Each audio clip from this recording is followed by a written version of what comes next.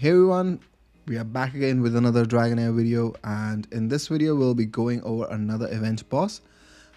This is going to be Auster, and Auster is going to be taking additional fire damage. So what we want is wild units, and wild units have a fundamental problem that there is no particularly good healer. There are some great epics that I should have built but I didn't, and that would include like somebody like Adolphus.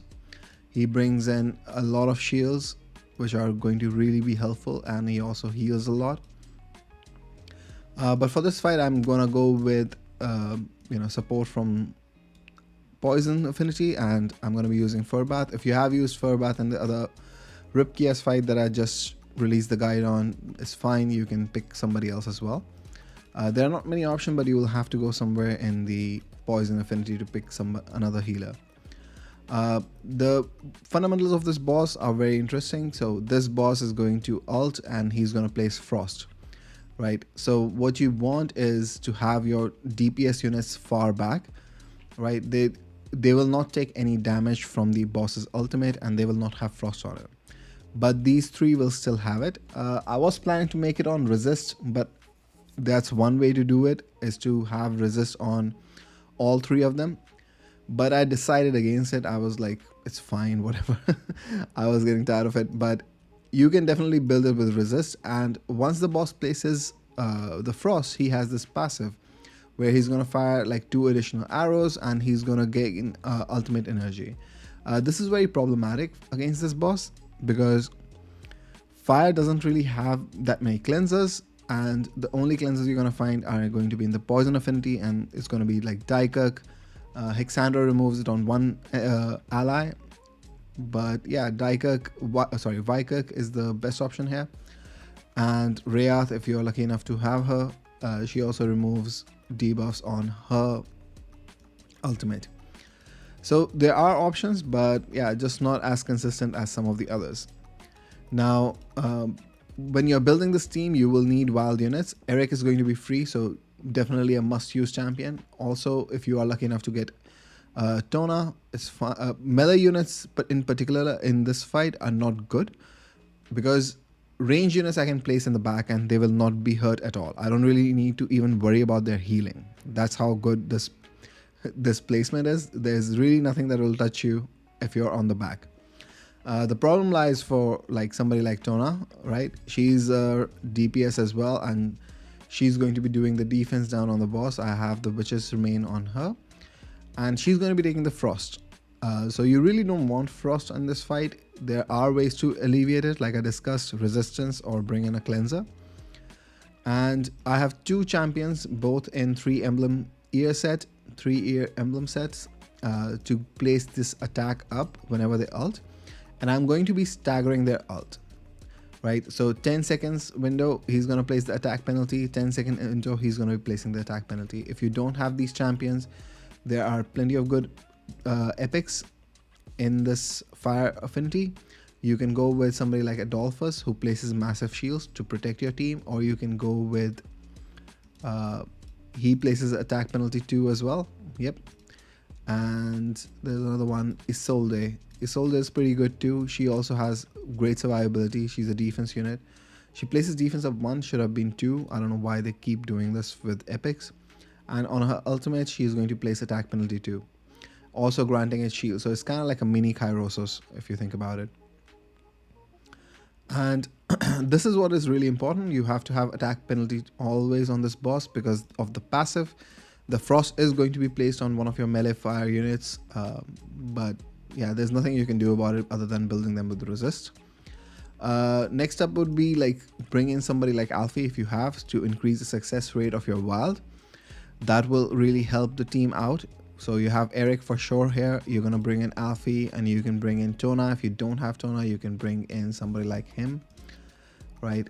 Karaman, he has amazing damage potential as well, right? And he has 750% multiplier, ignoring 30% of the defense. So he does hit really hard.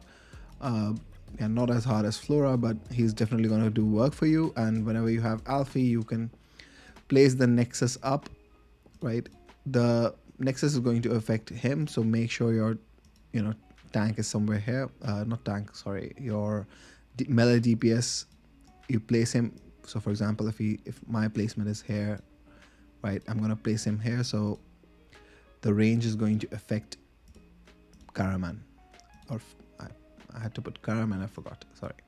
So Karaman is going to get the Nexus, benefit from the Nexus, and whatever 2 DPS you have, you can place them here.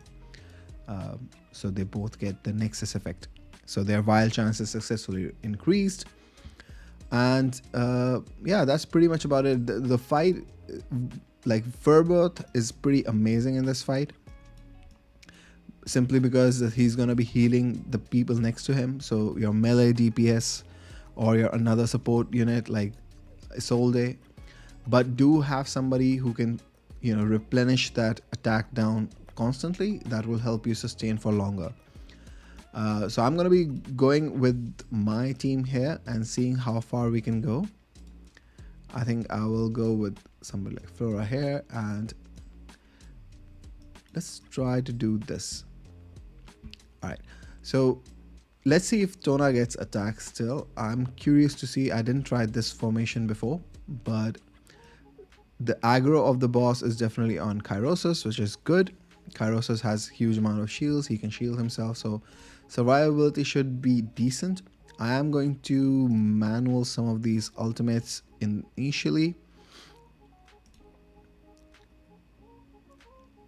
So now Tona can go, and now Eric can go. And I'm gonna wait like 10 seconds at the midpoint of his ultimate energy, and that's when I am going to be ultimating with my Kairosus right here. Slight delay there, but yeah, when recording, like my attention is not fully there on the boss. But yeah, that's how I'm gonna. But you can see, like, I still got the frost, so it's not helping. And 3 units, that's why like melee DPS is not particularly good in this fight, because they are helping them boost the ult energy of the boss. I wish I had built some other ranged wild units, but sadly I don't have it, so it's fine for now. I'm not really hurting that much for the damage. As you can see, we're already at 35 million. Yeah, having Flora is a cheat code in this game for PvE activities. There's no other champion in this game that is that effective compared to Flora.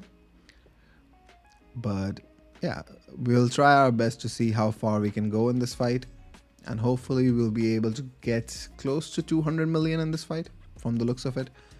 I definitely feel like that. But if you have like ranged wild units, somebody like Felicity, use her. Eric is going to be free, definitely use him. As you can see, he's not taking, none of my melee units are taking any damage. None of my range unit is taking any damage, which is perfect. And that's what you want really in this fight. Your range units are protected, they don't need any healing, and you have fur bats for survivability right in the front. And yeah, we just hope for the best in this fight. I'm gonna reckon that it's gonna do somewhere close to 175 million, simply because I wasn't paying attention to some of the ults. But you can definitely mid-max if you have Flora. She's particularly game-breaking in this fight. And if you want to cleanse these debuffs, you can bring in somebody like Vikik. Like I said, Vikik is going to be great for this fight. You can also bring in somebody like Hexandra for single target cleanse. If you have your 2 tanks or your support units there, she can, in resistance, she can cleanse it off of your melee DPS unit. So there are definitely some options here. It's not as hardcore as people make out to be. This fight is relatively easy, and I believe like this fight will be easier for a lot of F2P players as well, simply because of the access to Eric. If you're unlucky, you don't have somebody like Furbath, yeah, this is going to be very hard fight for you. But you can definitely bring in Adolphus, somebody to heal boost the team, provide those shields so your survivability is high. All those things go a great length in this fight. You want to target to survive at least till like 3-4 minutes, and that's where you will be accomplishing your the damage reward, whatever you need. I think 15 million everybody should be able to reach in this fight, just because we have accessibility to some of these champions. But let's see how far we go. So we managed about 150 million and our champions have started to dwindle. But yeah, that's the problem with having melee units in this fight. I'm going to try to do this fight again later by myself, by placing resist on a couple of those champions and see how far I can go. But we did manage to do around 150 million. So it's not the worst, but it's not what I would want. I would probably want to get to 200 million, but we'll see. But that's pretty much it for today, guys. I'll catch you guys in another guide. I'm planning to do guides on all the bosses, so look out for those ones. I've already posted the ripcast, and yeah, now Auster is going to go through as well. But I'll catch you guys next time. Until then, take care.